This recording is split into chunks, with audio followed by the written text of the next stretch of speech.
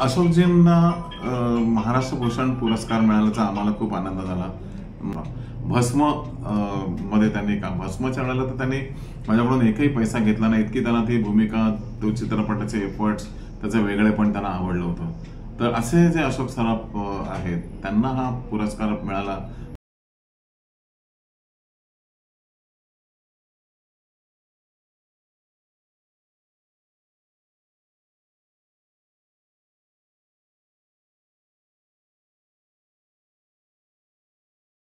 जेव्हा जेव्हा अशोक सराफांबरोबर काम करायची संधी मिळते ती मी सोडत नाही, कारण अतिशय अभ्यासू, अतिशय सिन्सिअर, अतिशय शांतपणे आणि प्रोफेशनल, हायली प्रोफेशनल, एक मिनिट वेळ उशीर नाही त्यांच्यामुळे। कधी शूटिंग कॅन्सल होत नाही त्यांच्यामुळे, कधी नाटकाचे प्रयोग कॅन्सल होत नाहीत, रद्द होत नाहीत, वेळेवर येणं, वेळेवर जाणं आणि इन्व्हॉल्वमेंटने काम करणं हा एक मोठा आदर्श गेली इतकी वर्ष म्हणून ते आज टॉपवर आहेत। लोकांना हवे असे वाटतात, रसिकांना हवे असे वाटतात।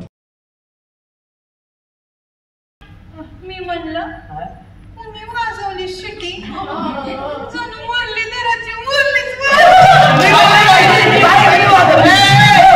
अरे पाच 6 दिवस झाले तुझं तोंड आले मला। अरे मारीन घरा घासा बसलाय ना आणि इथं तर घेऊन बसलाय बाई। साला माझा प्रमाणे या वर्षी आमच्या आडगावची जत्रा आहे। जत्रा म्हटलं की तमाशा, तमाशा म्हटलं की लावणी, लावणी म्हटलं की नमस्कार, मी पुरुषोत्तम बेर्डे बोलतोय। माझं नवीन नाटक आलंय आता, मुक्काम पोस्ट आडगाव। या नाटकाचा निर्माता, दिग्दर्शक, नेपथ्य संगीतकार, प्रकाश योजना, वेशभूषा आणि ज्या आत्मनिवेदनावर आधारित हे नाटक आहे त्याची संहिता मी लिहिलेली आहे, रंगावृत्ती ज्याला म्हणतात। तर हे सगळं मला थोडंसं त्यांचं आत्मचरित्र किंवा ते जेव्हा गोष्टी सांगायचे, प्रदीप आडगावकर त्यांचा तो ऑलमोस्ट एक पात्री असा कार्यक्रम होता। म्हणजे ते बोलायचे, बोलता बोलता गोष्टी सांगत सांगत जायचे, अशा त्यांच्या मित्रमंडळींमध्ये ते खूप पॉप्युलर झाले होते। आणि गेल्या अनेक वर्षापासून काही मित्र त्यांना सांगत होते की तुम्ही याच्यावर काहीतरी करा। योगायोगाने माझी भेट झाली त्यांच्याशी आणि त्यांनी मला हे सगळं सांगितलं की असं मला करायचंय आणि मी ते बघितलं, मला आवडलं। त्याच्यानंतर आम्ही ते करायला घेतलं। याचं नाटक होऊ शकतं, हे हा रिव्ह्यू नावाचा प्रकार याचा होऊ शकतो।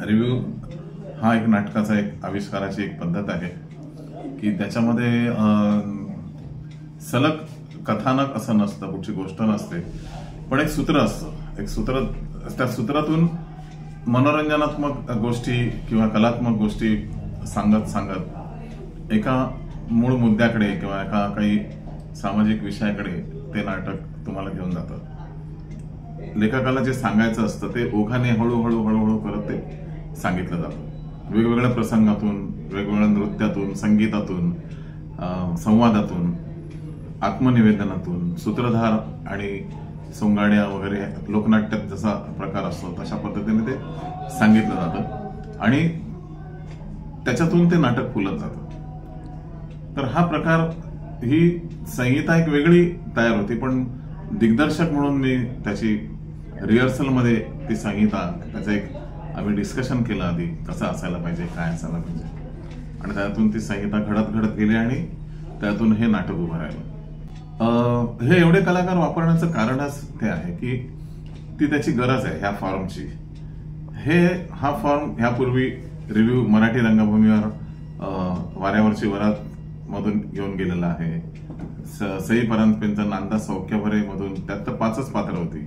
आमच्या माझे गुरु दामू केंकरे यांनी दिसतं तसं नसतं नावाचा एक रिव्ह्यू केला होता, त्याच्यामध्ये बरीच पात्र होती आणि छोटे छोटे टॅब्लो असतात त्याच्यामध्ये, छोटे छोट्या नाटिका असतात। तर अशा पद्धतीचं हे नाटक असल्या कारणाने ह्याच्यात मी संगीताला जास्त प्राधान्य दिलं, कारण मराठवाड्यातली पार्श्वभूमी याच्यामध्ये आहे, गाव आहे, ग्रामीण पार्श्वभूमी आहे, तिथल्या संस्कार आहेत, तिथली संस्कृती आहे, तिथली गाणी आहे, तिथल्या मोठेवरची गाणी आहेत, जत्रा आहेत, तिथल्या यात्रा आहेत, भजनं आहेत, उत्सव आहेत। हे सगळं महाराष्ट्राची जी परंपरा आहे कोकण घ्या तुम्ही, विदर्भ घ्या, खानदेश घ्या किंवा मराठवाडा घ्या, पश्चिम महाराष्ट्र घ्या, इकडे सगळीकडे ह्या आपल्या ह्या मातीतल्या परंपरा आहेत. शेती आहे, शेतकरी आहेत, बैल आहेत, गुरं, गाई, कोंबड्या पाळणं, छोटे छोटे उद्योग आहेत, ग्रामोद्योग आहेत, गृहउद्योग आहेत आणि संगीत आहे. ह्या मातीमध्ये कविता आहेत, गीतं आहेत, लोकगीतं आहेत, जात्यावरची गाणी आहेत, मोठेवरची गाणी आहेत, शेतातली गाणी आहेत, कापूस पिंजतानाची गाणी आहेत, कापूस काढतानाची गाणी आहेत. तर ह्या सगळ्या गोष्टीचं त्यांच्या बालपणापासून तरुणापर्यंत तिथली काळी पिवळी गाडी, तिथल्या प्रवासाची पद्धत, तिथल्या बैलगाड्यांची शर्यत, ह्या सगळ्या गोष्टी मला त्यांच्या बोलण्यातून दिसल्या आणि माझ्या डोळ्यासमोर असं चित्र उभं राहिलं की काय पद्धतीचं हे नाटक होईल की जे आजपर्यंत असं काही कोणी केलेलं नाहीये. मला काय विक्रम वगैरे करायचं म्हणून नाही, पण त्याची ती गरज वाटली मला आणि म्हणून एवढे सगळे कलाकार मला त्यामध्ये घ्यावे लागले. आणि ते घेताना मी एक काळजी घेतली की असं जर नाटक करायचं असेल तर पूर्ण कलावंतांचा तो संच हा रोज तालमीला उपलब्ध पाहिजे. आणि अशी आज कलावंत मंडळी फक्त जे प्रशिक्षित आहेत, जे शिकून येतात, जे कला अकादमी असेल, युनिव्हर्सिटी असेल, लोककला अकादमी असेल किंवा ललित कला केंद्र, इथून जी ग्रॅज्युएट होऊन प्रशिक्षण घेऊन आलेली मुलं आहेत ते एवढा वेळ देऊ शकतात हे मला माहिती होतं. आणि म्हणून मी अशाच लोकांचा ऑडिशनसाठी आग्रह धरला आणि ऑडिशनला जी मुलं आली त्यातली जवळजवळ 25 मुलं आम्ही सिलेक्ट केली आणि त्या सगळ्या मुलांना ह्या नाटकामध्ये कशी संधी मिळेल ह्याचा फायदा म्हणजे त्यांच्या कलेचा, त्यांच्यातलं नृत्य, त्यांच्यातलं गायन, त्यांच्यातली अभिनय, त्यांच्यातल्या बॅकस्टेज, त्यांच्यातलं मॅनेजमेंट, ह्या सगळ्या गोष्टींचा उपयोग ह्या नाटकासाठी मी केला. ऍक्च्युली नुसतं टूरटूरच नव्हे, मी अशा पद्धतीने नवीन कलावंतांना घेऊन टूरटूर नाटक केलं. त्यानंतर खंडोबाचं लगीन मध्ये नवीन नव्हते पण नुकतीच NSD किंवा इथून आलेले कलावंत होते. हौशी प्रायोगिक रंगभूमीवरून रोहिणी अट्टंगडी आली होती, शिवाजी साटम आले होते, विजय कदम तेव्हा माझ्याबरोबर होता आणि अशी ती खंडोबाच्या लगीन मध्ये होते. टूरटूर मध्ये पण बरीच टीम होती. मुंबईमध्ये विजय पाटकर आणि सहकारी या लोकांना मी त्यावेळेला म्हणजे त्या नवीन लोकांना घेऊन मी ते नाटक केलं. मंगलगाणी दंगलगाणीमध्ये सगळे नवीन गायक, सगळे नवीन नर्तक, अँकर पासून सगळं नवीन त्याच्यात होतं. त्यानंतर मी जाऊबाई जोरात नाटक जेव्हा केलं तेव्हा सुद्धा सगळी नवीन टीमच घेऊन गेली मी. आणि आता मुंबई मुक्काम पोस्ट आडगाव.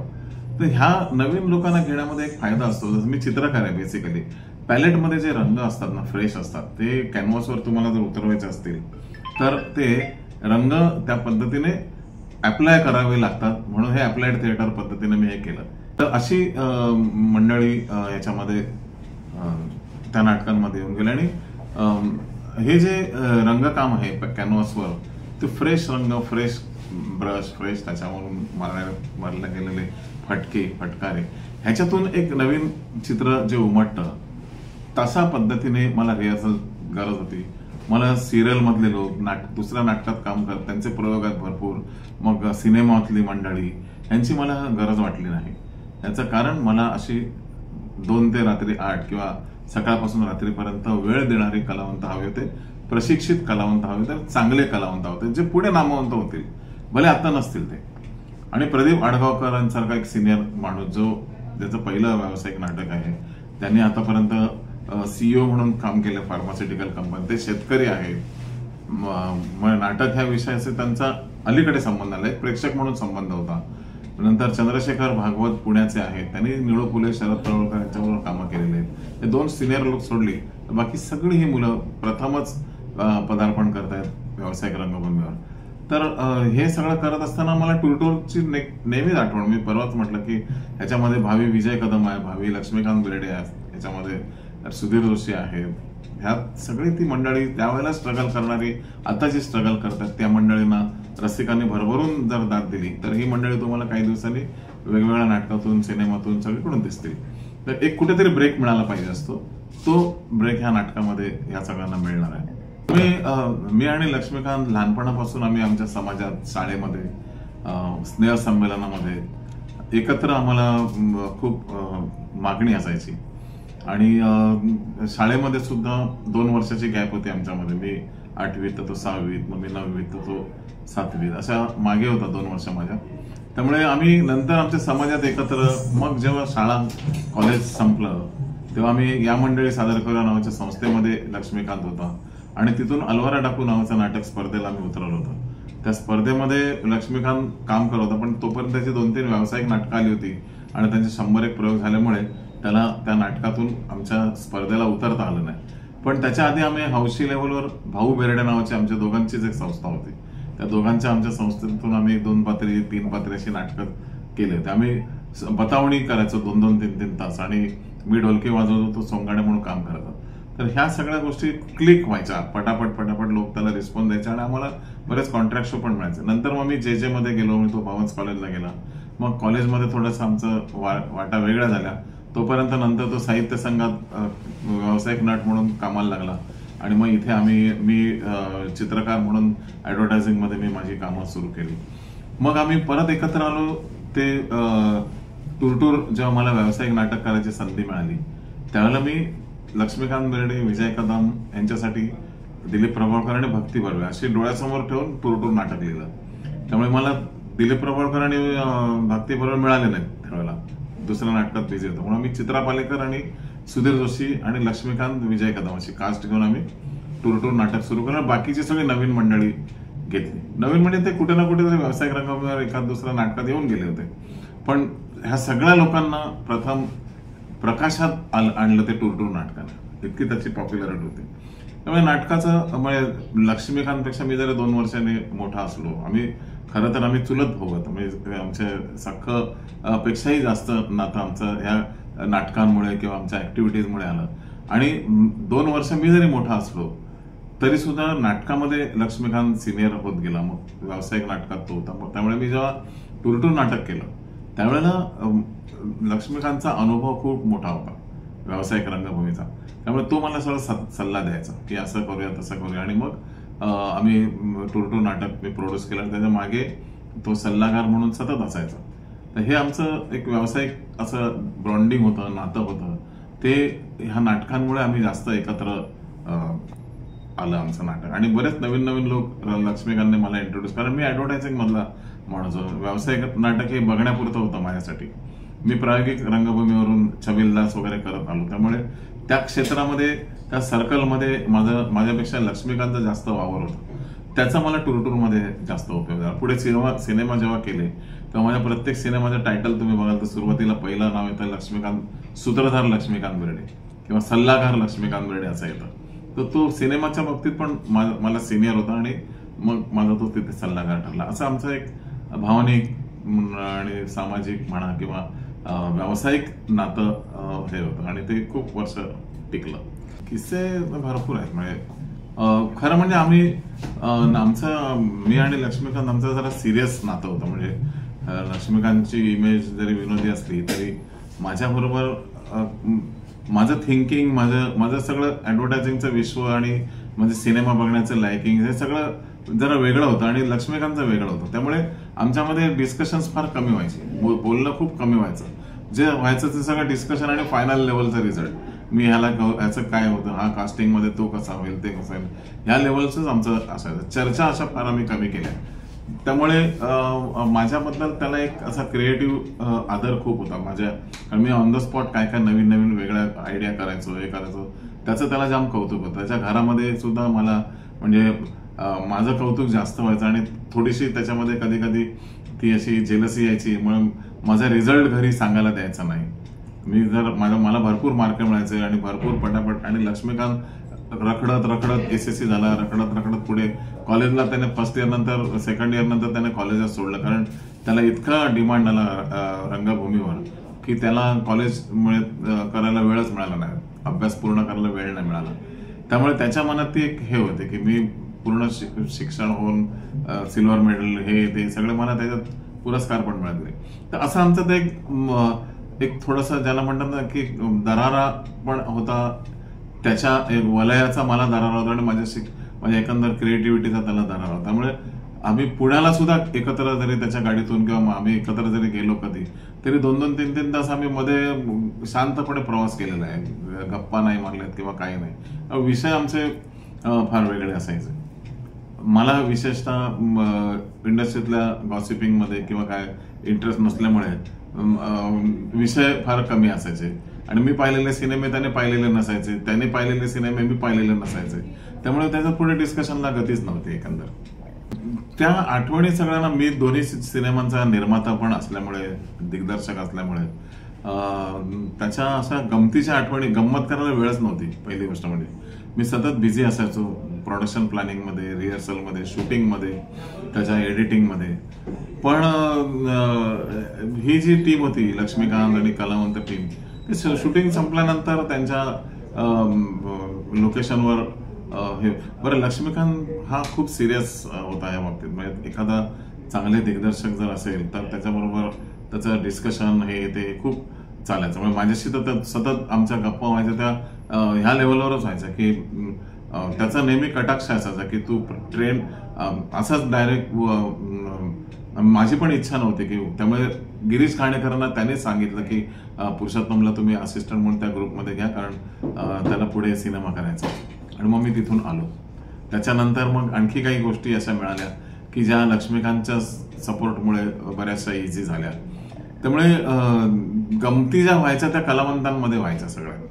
म्हणजे हमाल धमाल, शेम टू शेम, चारही सिनेमा लक्ष्मीकांत बरोबर जे झाले त्या सिनेमाचा शेवटच्या सीन मधला शेवटचा शॉट मी नेहमी मुहूर्ताला केला. हे काय मुद्दाम ठरवून किंवा अंधश्रद्धा नव्हे, तर तसं झालं आपोआप.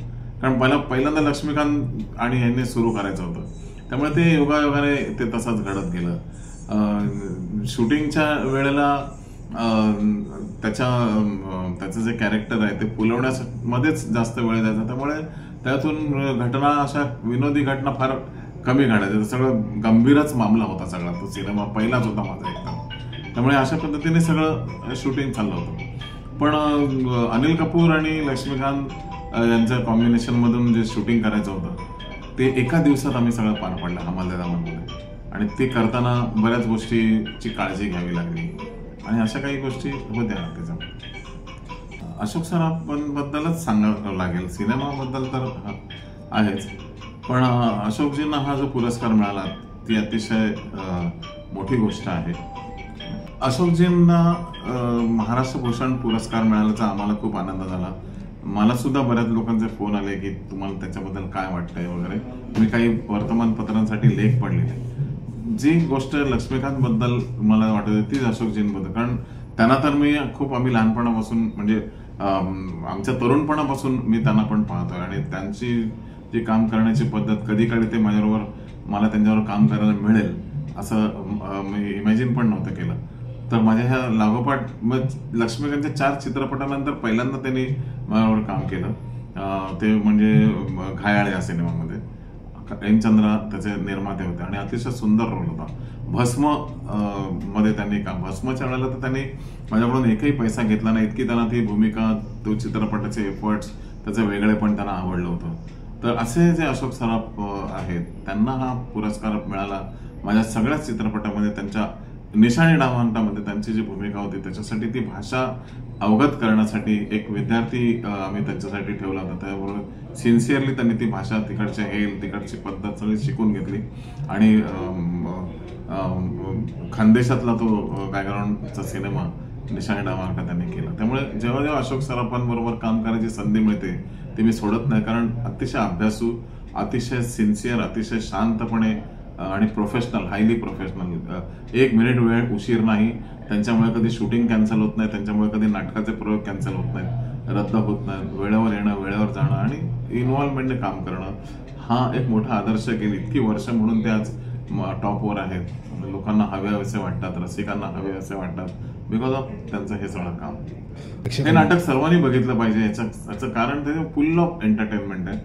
मध्ये मध्ये सगळं संपल्यानंतर एक छोटासा संदेश त्यातून आपल्याला मिळतो. तो म्हणजे आपण जी भूमी, आपली जी महाराष्ट्राची भूमीची शेती आहे त्या शेतीकडे आपण दुर्लक्ष करू नये. नुसतं शेती करा असं सांगत नाही. आडगावकर स्वतः एक महाराष्ट्रातले प्रमुख शेतकरी आहेत आणि त्यांचे अतिशय मोठमोठे प्रयोग शेतीचे यशस्वी झालेले आहेत आणि त्यांना एक 4,500 शेतकरी एकत्र करून मराठवाड्यात गटशेती त्यांनी उभी केलेली आहे, जी भारतातली पहिली आणि मोठी गटशेती आहे. तर एवढा त्यांचा अभ्यास आहे आणि ते कुठेतरी संदेश आम्ही पटकन जाताना देतो. बाकी सगळं फुल ऑफ एंटरटेनमेंट आहे. लोकांनी अगदी आग्रहाने हे नाटक बघावं अशी मी सगळ्यांना विनंती करतो. आणि तुम्ही एक नवीन पुस्तक घेऊन येत आहे, तर त्याबद्दल काय हिंट द्याल? माझी 2 पुस्तकं ऑलरेडी आलेली आहेत, क्लोज एन्काउंटर आणि हिरवी पोर्ट्रेट्स. आता ब्रेक के बाद हे नवीन पुस्तक आहे ज्याच्यामध्ये सर्व कलावंतांबद्दल मी बोललेलो आहे. आणखी एक माझी आतापर्यंतची सगळी नाटकं आहेत, त्या नाटकांचा एक गुच्छ 7-8 नाटकांचा, तो सुद्धा लवकरच प्रकाशित होणार आहे.